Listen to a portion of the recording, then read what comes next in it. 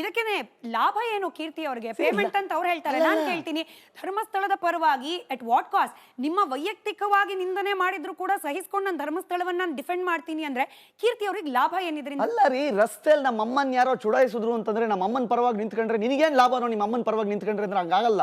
ನನಗೆ ಅಮ್ಮನಿಗಿಂತ ದೇವ್ರ ಶ್ರೇಷ್ಠ ಅಂತ ಯೋಚನೆ ಮಾಡ್ತೀನಿ. ಬಟ್ ಇಲ್ಲಿ ದೇವ್ರನ್ನ ಯಾರು ಬೈತಿಲ್ಲ ಕೀರ್ತಿ ಅವರೇ. Why are you connecting both?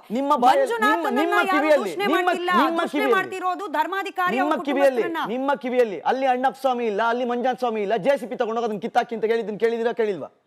ಕೇಳಿದ್ದೀರೋ? ಏನ್ ದೇವ್ರ ವಿರುದ್ಧ ಅಲ್ವಾ ಅದು? ಆಂಧ್ರದ ನ್ಯೂಸ್ ಚಾನೆಲ್ಗಳಲ್ಲಿ ಕುತ್ಕೊಂಡು ಬೆಳಗ್ಗೆ ಸಾಯಂಕಾಲ ಏನ್ ಬ್ರೇಕಿಂಗ್ ನ್ಯೂಸ್ ಹಾಕ್ತಾರೆ ಗೊತ್ತಾ? ಧರ್ಮಸ್ಥಳಕ್ಕೆ ಬರಬೇಡಿ ಹೆಣ್ಮಕ್ಳು, ರೇಪ್ ಮಾಡಿ ಸಾಯಿಸ್ತಾರೆ ನಿಮ್ಮನ್ನ ಅಂತ ಹಾಕ್ತಾರೆ. ಯಾರದಕ್ಕೆ ಕಾರಣ? ನಾವು ದೇವ್ರ ಬಗ್ಗೆ ಮಾತಾಡಲ್ಲ. ರಸ್ತೆಯಲ್ಲಿ ನಿಂತ್ಕೊಂಡು ಯಾವನೋ ಢಮಾರ್ ಧರ್ಮಸ್ಥಳ ಅಂತ ವಿಡಿಯೋ ಮಾಡಿದ್ರೆ ಅದಕ್ಕೆ ಯಾವನ್ ಕಾರಣ? ಬಟ್ ಇದೆಲ್ಲ ಮಾತಾಡ್ತಿರೋರು ಕೂಡ ಹಿಂದೂ ಸಂಘಟನೆಯ ಬ್ಯಾಕ್ ಗ್ರೌಂಡ್ ಇಂದ ಬಂದವರೇ.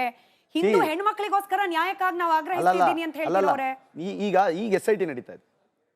ಈಗ SIT ಬಂದಿದೆಯಲ್ಲ, ಇದಕ್ಕೂ ಸೌಜನ್ಯ ನ್ಯಾಯ ಕೊಡ್ಸೋದಕ್ಕೂ ಏನ್ ಸಂಬಂಧ ಇದೆ ಹೇಳಿ ನನಗೆ? ಏನ್ ಸಂಬಂಧ ಇದೆ ಹೇಳಿ? SIT ಇವಾಗ ಭೀಮನನ್ನು ಕರ್ಕೊಂಡ್ಬಂದಿದ್ದಾರೆ, ಮುಸುಕುದಾರಿಯನ್ನ ಕರ್ಕೊಂಡ್ಬಂದಿದ್ದಾರೆ, ಎಲ್ಲ ಆಗಿದೆಯಲ್ಲ. ಇದಕ್ಕೂ ಸೌಜನ್ಯ ನ್ಯಾಯ ಕೊಡ್ಸೋದಕ್ಕೂ ಏನ್ ಸಂಬಂಧ ಇದೆ ಹೇಳಿ? ಅಲ್ಲಿವಾಗ ಅಸ್ಥಿಪಂಜರ ಸಿಕ್ಕಿದ್ರೆ ಸೌಜನ್ಯ ನ್ಯಾಯ ಸಿಗುತ್ತಾ? ಎರಡು ಬೇರೆ ಬೇರೆ ತಾನೆ, ಬೋತ್ ಆರ್ ಡಿಫ್ರೆಂಟ್ ತಾನೆ. ಸರಿ, SIT ಪಾಡಿಗೆ SIT ಆಗ್ತಿದೆ, ಸೌಜನ್ಯ ವಿಚಾರದಲ್ಲಿ ನಮ್ಮ ಹತ್ರ ಇಷ್ಟು ಸಾಕ್ಷಿಗಳಿದೆ, ತಗೊಳಪ್ಪ. ಮೀಡಿಯಾದವ್ರಿಗೆ ಚಾಲೆಂಜ್ ಮಾಡಿದ್ರು, ಸೋಷಿಯಲ್ ಮೀಡಿಯಾದವ್ರಿಗೆ ಚಾಲೆಂಜ್ ಮಾಡಿದ್ರು, ಕೊಡ್ತೀವಿ. ಎಲ್ಲಿಂದ? 2013 ಫಸ್ಟ್ ಹೇಳಿದ್ರು ಇವ್ರ ಸಾಕ್ಷಿಗಳನ್ನೆಲ್ಲ ನಾಶ ಮಾಡ್ಬಿಟ್ರು, ಯಾವ ಸಾಕ್ಷಿಗಳನ್ನು ಉಳಿಸಿಲ್ಲ ಅಂತ. ಹಾಗಾದ್ರೆ ಇವ್ರ ಜೇಬಲ್ಲಿ, ಇವ್ರ ಮೊಬೈಲಲ್ಲಿ ಇರೋದು ಯಾವ ಸಾಕ್ಷಿ? ಸರಿ, ನಾನು SIT ತನಿಖೆ ಬಗ್ಗೆ ಈ ಕೇಳ್ತಾ ಇರೋ ವಾದ, ಹಾಗೆ ಸೌಜನ್ಯ ವಿಚಾರದಲ್ಲಿ ಆಗ್ತಾ ಇರೋ ವಾದ, ಇದೆರಡು ಬಗ್ಗೆ ಪ್ರಶ್ನೆ ಕೇಳೋಕ್ ಮುಂಚೆ ಕೀರ್ತಿ ಅವ್ರಿಗೆ, ಹಾಗೆ ಕೀರ್ತಿ ಅವರು ಧ್ವನಿ ಎತ್ತಿರೋ ವಿಚಾರದ ಬಗ್ಗೆ ಯಾರಿಗಾದ್ರೂ ಪ್ರಶ್ನೆಗಳಿದ್ರೆ ಕೇಳ್ಬೋದು. ನನ್ನ ಹೆಸರು ಸುಮಂತ್ ಅಂತ, ನಾನು ಸೋಷಿಯಲ್ ಮೀಡಿಯಾ ಇನ್ಫ್ಲೂಯೆನ್ಸರು. ಸೊ ನಾನು ಮೊದಲಿಗೆ ಈ ಕ್ವಶನ್ ಕೇಳೋಕ್ಕೆ ಮುಂಚೆ ಒಂದು ಕ್ಲಾರಿಫಿಕೇಶನ್ ಕೊಟ್ಬಿಡ್ತೀನಿ. ನಾವು ಸೌಜನ್ಯ ಪರ ಹೋರಾಟಗಾರರು, ಹಂಗಂತ ಧರ್ಮಸ್ಥಳನ ಬಿಟ್ಕೊಡೋಕ್ಕಾಗಲ್ಲ. ಧರ್ಮಸ್ಥಳದ ಪರನೂ ಹೌದು, ಸೌಜನ್ಯ ಪರ ಹೋರಾಟನೂ ಕೂಡ. ಸೊ ನಾನು ಕಿರಿಕೀರ್ತಿ ಅವ್ರಿಗೆ ಒಂದು ಡೈರೆಕ್ಟ್ ಕ್ವಶನ್ ಕೇಳ್ತೀನಿ. SIT ಅಲ್ಲ, CBI ಪೊಲೀಸು ಮತ್ತು CBI ಪೊಲೀಸು CID ಇನ್ವೆಸ್ಟಿಗೇಷನ್ ಮಾಡಿದ್ರು. ಇಷ್ಟೆಲ್ಲ ದೊಡ್ಡ ಟೀಮ್ ಇನ್ವೆಸ್ಟಿಗೇಷನ್ ಮಾಡಿದ್ರು ಇನ್ನೂ ಆರೋಪಿ ಯಾರು ಅಂತ ಕನ್ಫರ್ಮ್ ಆಗಿಲ್ಲ. ಯಾಕೆ? ಇದು ಪ್ರಾಸಿಕ್ಯೂಷನ್ ಫೇಲ್ಯೂರ್ ಅನ್ನೋದು ಸುಮಾರು ಕಡೆ ನಾವು ವೇದಿಕೆಯಲ್ಲಿ ಹೇಳಿದ್ದೀವಿ. ಅದಕ್ಕೆ ಸಾಕ್ಷಿಗಳು ಇದ್ದಾವೆ, ಅದಕ್ಕೆ ಪೂರಕವಾಗಿ ಎಲ್ಲ ಡಾಕ್ಯುಮೆಂಟ್ಸ್ಗಳನ್ನು ಈಗ ಪ್ರೈಮ್ ವಿಟ್ನೆಸ್ ಅಂತ ಇದ್ದಿದ್ದಂತಹ ಚಂದಪ್ಪ ಗೌಡ್ರೆ ಉಲ್ಟಾ ಹೊಡೆದ್ಬಿಟ್ರು. ಅದು ಮೆನ್ಷನ್ ಇದೆ, ಫುಲ್ ವರ್ಡಿಕ್ಟಲ್ಲಿ ಮೆನ್ಷನ್ ಇದೆ. ಯಾರು ಆರಂಭಿಕವಾಗಿ ಸ್ಟೇಷನಲ್ಲಿ ಬಂದು ಸಾಕ್ಷಿಗಳನ್ನು ಕೊಟ್ಟಿದ್ರು, ಹೇಳಿಕೆಗಳನ್ನು ರೆಕಾರ್ಡ್ ಮಾಡಿದ್ರು, ಅವರುಗಳು 1 ವರ್ಷ 1.5 ವರ್ಷ ಆಗ್ತಿದ್ದಂಗೆ ಬದಲಾಗ್ಬಿಟ್ರು. ಯಾವ ಲೆವೆಲಲ್ಲಿ ಅಂತಂದರೆ ಇದಕ್ಕೆ ಸಂಬಂಧನೇ ಇಲ್ಲ, ನಾವು ಇವ್ರ ಮೇಲೆ ಅಕ್ಯೂಸ್ ಮಾಡಲ್ಲ, ಇನ್ನೊಂದು 3 ಜನ ಇದ್ದಾರೆ ಅವ್ರ ಮೇಲೆ ಅಕ್ಯೂಸ್ ಮಾಡ್ತೀವಿ ಅಂತಂದರು.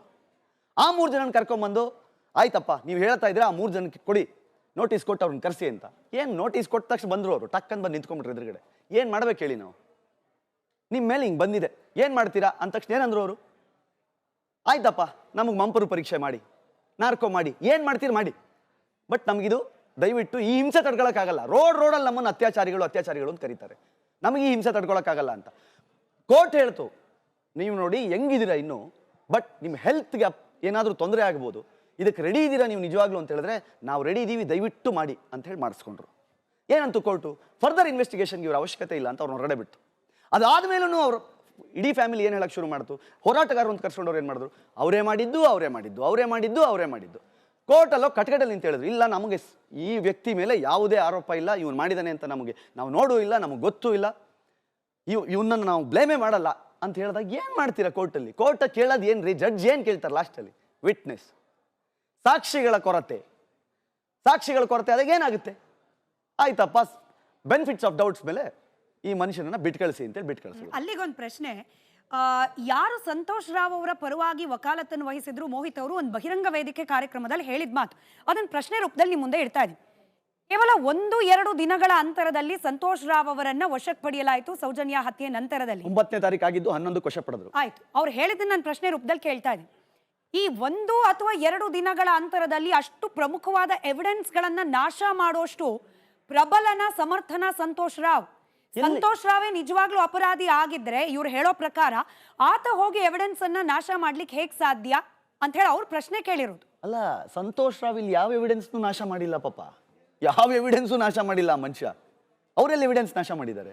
2ನೇ ದಿನಕ್ಕೆ ಬಂದ ತಕ್ಷಣ ಏನಾಗಿದೆ, ಫಸ್ಟು ಮೆಡಿಕಲ್ ರಿಪೋರ್ಟ್ಗೆ ಹೋಗಿದೆ ಇಲ್ವಾ.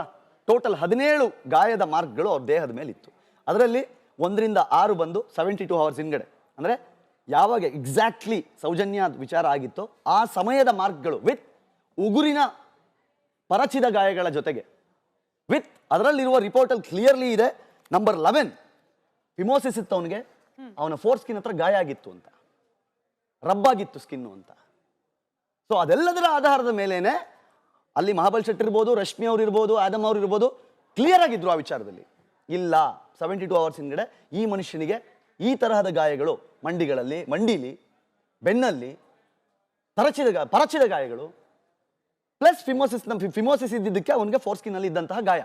ಇದೆಲ್ಲದರ ಆಧಾರದ ಮೇಲೆ ಅದನ್ನ ಅದೇ ಫಸ್ಟ್ FSL ರಿಪೋರ್ಟ್ ಕೋರ್ಟಿಗೆ ಸಬ್ಮಿಟ್ ಆಗಿದ್ದು. ಅವನ್ನೆಲ್ಲ ನಾಶ ಮಾಡ್ದ. ನೀವು ನಿಂಚಾಗ್ದಲ್ಲೇ ಬಾಲನ್ ಅವರು ಇದ್ರು, ಇದೇ ಫಿಮೋಸಿಸ್ ಬಗ್ಗೆ ಮಾತನಾಡಿದ್ರು. ಆತನಿಗೆ ಆ ಕಾಯಿಲೆ ಇರೋದಕ್ಕೇನೆ ಖಡಾಖಂಡಿತವಾಗಿ ಹೇಳ್ತೀನಿ, ಆತ ಅಲ್ಲ ಇಲ್ಲಿ ಅಪರಾಧಿ ಅಂತ ಹೇಳಿ. ನಿಮಗೊಂದು ವಿಷಯ ಗೊತ್ತಿರಲಿ, ನೀವು ಪೋಸ್ಟ್ ಮಾರ್ಟಮ್ ರಿಪೋರ್ಟ್ ಓದಿದಿರೋ ಇಲ್ಲ ಗೊತ್ತಿಲ್ಲ, ಬಟ್ ನೆನಪಿರ್ಲಿ, ಪೋಸ್ಟ್ ಮಾರ್ಟಮ್ ಪ್ರಕಾರ ಸೌಜನ್ಯಗೆ ಇಂಟರ್ಕೋರ್ಸ್ ಆಗಿರಲಿಲ್ಲ. ಐ ರಿಪೀಟ್, ಸೌಜನ್ಯಗೆ ಇಂಟರ್ಕೋರ್ಸ್ ಆಗಿರಲಿಲ್ಲ. 2 ಫಿಂಗರ್ ಥಿಯರಿ ನಿಮ್ಗೆ ಗೊತ್ತಿರ್ಬೋದು, ಬೆರಳುಗಳನ್ನ ಮಾತ್ರ ಅವ್ನು ಹಾಕಿದ್ದ.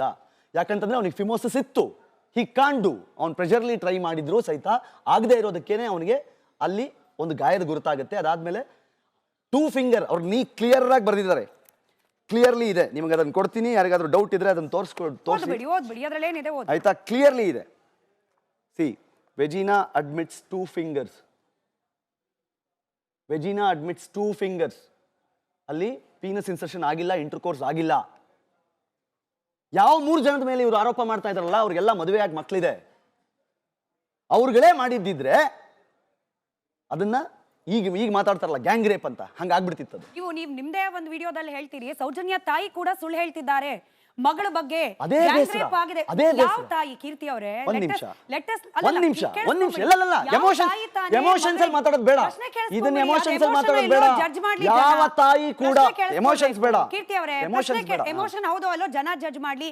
ಯಾವ ತಾಯಿ ತನ್ನ ಮಗಳ ಬಗ್ಗೆ ಗ್ಯಾಂಗ್ ರೇಪ್ ಆಗಿದೆ ಅಂತ ಹೇಳಿ ಸುಳ್ಳು ಹೇಳ್ತಾಳೆ? ಸುಳ್ಳು ಹೇಳೋದ್ರಿಂದ ಆಕೆಗೆ ಲಾಭ ಏನು? ಅಂದ್ರೆ ನಿಮ್ ಪ್ರಕಾರ ಮೆಡಿಕಲ್ ರಿಪೋರ್ಟ್ ಪ್ರಕಾರ ಅಲ್ಲ, ಪ್ರಶ್ನೆ ಇದು. ಅಲ್ಲ, ಪ್ರಶ್ನೆ ಅಲ್ಲ, ನನ್ನ ಒಪಿನಿಯನ್ ಹೇಳ್ತಾ ಇಲ್ಲ, ಪ್ರಶ್ನೆಗಳನ್ನು ಕೇಳ್ತಾ ಇದ್ದೀನಿ. ನೀವು ಹೇಳ್ತಾ ಇರೋದು ಇದು ಸುಳ್ಳು.